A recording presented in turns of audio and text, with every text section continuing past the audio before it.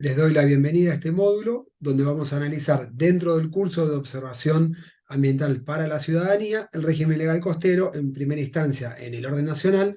en las clases siguientes el régimen normativo en el orden provincial y culminaremos con la regulación y el marco normativo que hace a los monitoreos. Bueno, metodológicamente van a notar que las filminas cuentan con información y desarrollo normativo que no vamos a abarcar en toda su extensión para tratar de ser sintéticos y me pongo a disposición a fin de aclarar cualquier concepto que surja al respecto. Entonces, en primer término, tenemos que analizar la definición de costa. ¿Qué es la costa para el derecho? Porque habitualmente la encontramos definida con varias acepciones, como decíamos, costa, borde costero, zona costera, litoral, pero tenemos una ausencia, una falta de definición jurídica al respecto que vamos a tener que dilucidar analizando todo el marco normativo. En primer lugar, hacemos una distinción de lo que es la zona costera con la zona litoral, ya que se entiende lo que es la costa como un ámbito más restringido que remite a la zona de contacto entre el agua y las tierras emergidas, y la zona litoral como ese espacio de dimensiones variables en el que los procesos ambientales marítimos y continentales se ven influidos por los usos y actividades de los grupos sociales. Y en esta relación sociedad-naturaleza, tomando el concepto amplio de ambiente, que proviene del glosario de la Ley Integral de Medio Ambiente de la Provincia de Buenos Aires, lo vamos a entender como esa suma de factores naturales, sociales y culturales en interacción. Y entonces vamos ya a definir lo que es la costa en un continuo fluvial y marítimo que en nuestro país tiene comienzo en la cuenca del Plata, en el río Paraguay, se desarrolla por el río Paraná, llega al río de la Plata, desemboca en el delta y continúa en lo que es la costa marítima hasta la Patagonia. Y esto nos lleva a un concepto que tenemos que incorporar, importantísimo, que es el de manejo costero integrado. ¿Por qué? Porque en la zona litoral se desarrollan múltiples actividades por las características que ofrece el ecosistema, donde se desarrollan entonces un número de bienes y servicios ambientales muy importante que son la base de una actividad productiva y económica, donde se desarrollan entonces distintas actividades que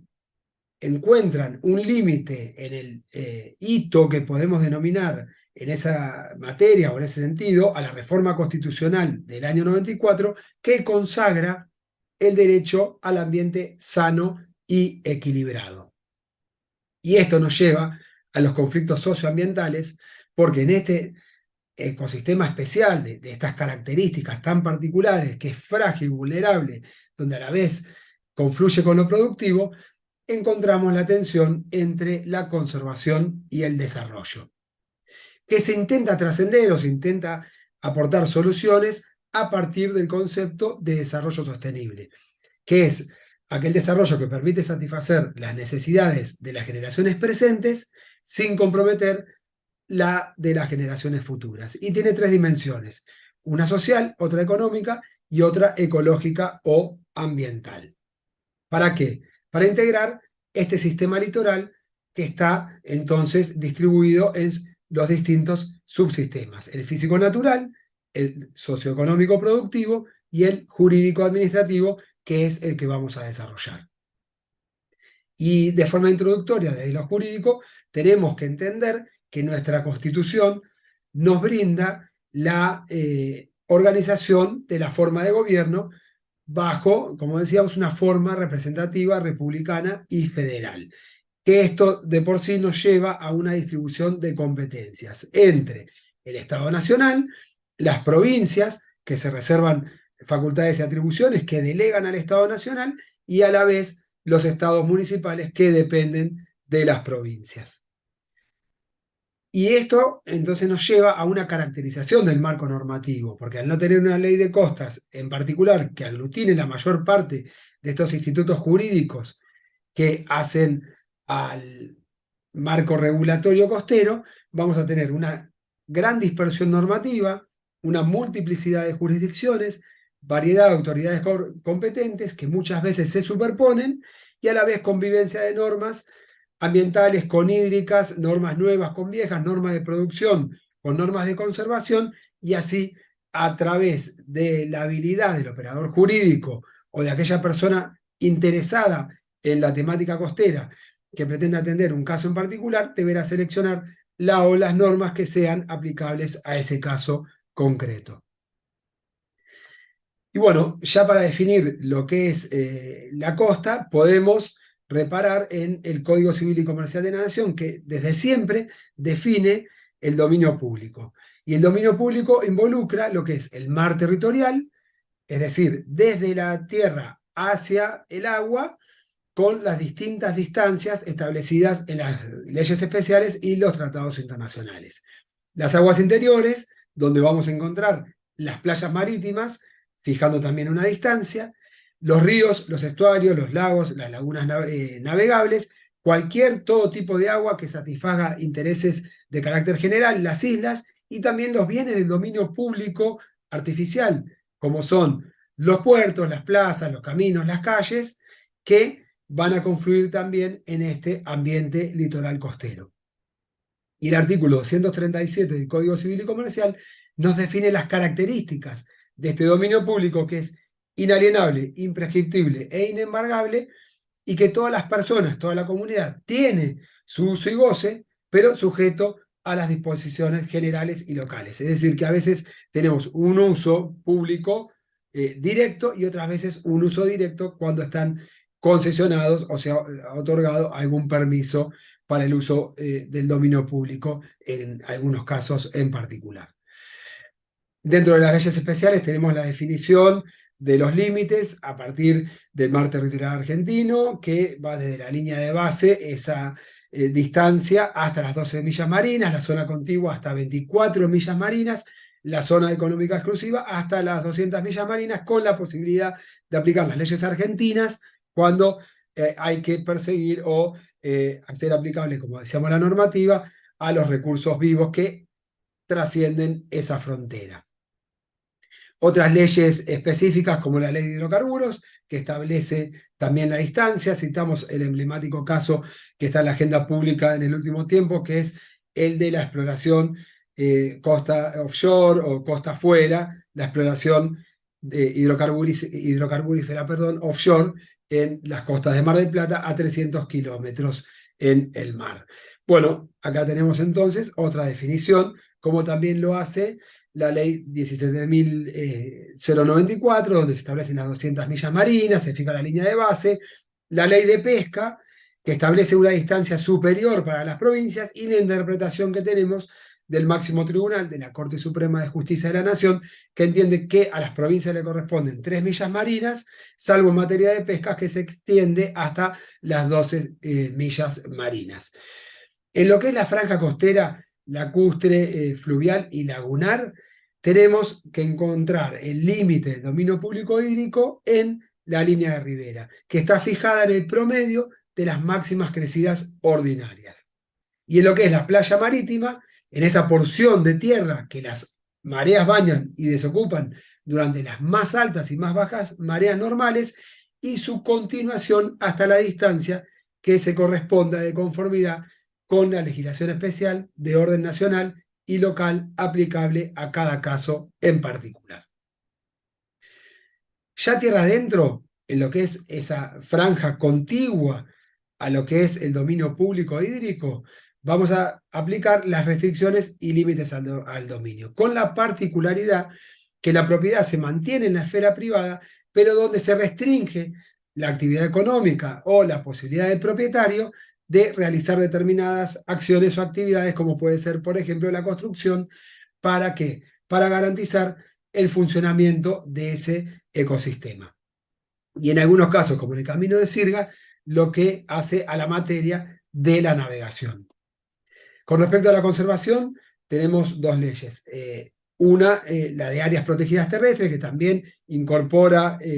sectores o lo que son las tierras fiscales que están ubicadas, localizadas en los parques nacionales, las incorpora al dominio público, y las áreas protegidas marinas. En las declaraciones particulares vamos a encontrar que en algunas figuras, confluyen ambas normas o ambos preceptos de las normas marcos. Es decir, que vamos a tener o tenemos la posibilidad de encontrar áreas protegidas terrestres y áreas protegidas marinas en conjunto, además de las que encontramos en particular. Con respecto a la conservación de fauna, la ley 22.421, un antecedente muy importante que es el fallo Catán, que nace de esta ley por la protección de las toninas y que nos aporta en el orden de la jurisprudencia, la interpretación de los tribunales, la legitimación colectiva, es decir, la posibilidad que tiene la ciudadanía de reclamar por intereses difusos, intereses colectivos de tercera generación, entre los cuales se encuentran los derechos ambientales. En los tratados internacionales podemos citar el Convenio sobre la Diversidad Biológica, que en su estrategia nacional, incorporada a la República Argentina, tenemos dentro de esta estrategia la de manejo costero integrado. Y en las diferentes ecorregiones vamos a encontrar, entre otras, al mar argentino y, por ejemplo, al delta del Paraná. Con respecto a los humedales, la definición legal la encontramos en la Convención de Ramsar, que es incorporada al derecho interno a través de la Ley 23.919, nos aporta, como decíamos, la definición legal de humedal, que es la que utiliza la Corte Suprema en sus fallos, donde define lo que es el ámbito de actuación y lo que involucra a los humedales. Con respecto a otras leyes de fondo de actividades productivas, tenemos la ley que regula la actividad minera, que es el Código de Minería, que se complementa a su vez con la normativa provincial, por la titularidad de los recursos naturales que se encuentra en cabeza o en el dominio de las provincias. Lo que es derecho penal, los tipos o las conductas descritas como tipos penales, las vamos a encontrar en la Ley de Residuos Peligrosos, donde tenemos el régimen legal por la protección del ambiente y la sanción que le corresponde a quien lo contamine, tanto en lo que sería la conducta dolosa, es decir, la que tiene intención, como la culposa, la que hubo negligencia. Y también se condena a los responsables de las personas jurídicas. La prevención de la contaminación, las normas MARPOL, el régimen de navegación marítima, fluvial y lacustre como el REGINAVE, las ordenanzas de la Prefectura Naval Argentina, y así seguimos desarrollando este plexo normativo tan amplio, tan disperso, con la Ley de Actividades Portuarias, que por supuesto se desarrolla en la zona litoral, en la zona costera, y que debe propender a un manejo costero integrado. Pero jurídicamente, entonces, nos tenemos que plantear dónde nos encontramos como sociedad. Los derechos ambientales, dónde están receptados, y decíamos entonces, ya habíamos hecho la introducción, que los encontramos en el artículo 41 de la Constitución Nacional, que es el que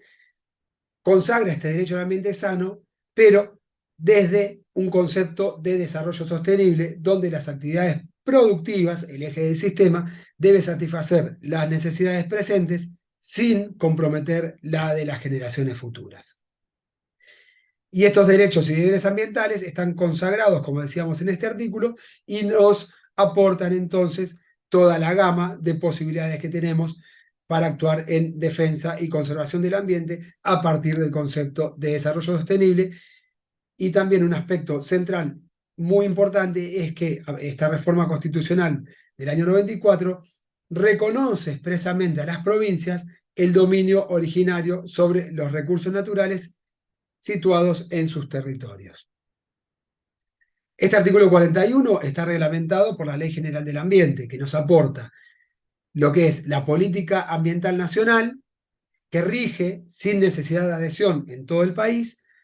También nos da los conceptos de los principios de la política ambiental, donde el eje está situado en el preventivo y el precautorio, también en la congruencia que deben tener las normas y la actuación de los niveles inferiores del Estado hacia esta norma general, la definición del presupuesto mínimo y los instrumentos de la gestión ambiental, como el ordenamiento ambiental del territorio, el control sobre las actividades antrópicas, la evaluación de impacto ambiental para prevenir esa actividad del ser humano, la información pública ambiental que se le debe garantizar a la ciudadanía para que pueda participar en las decisiones gubernamentales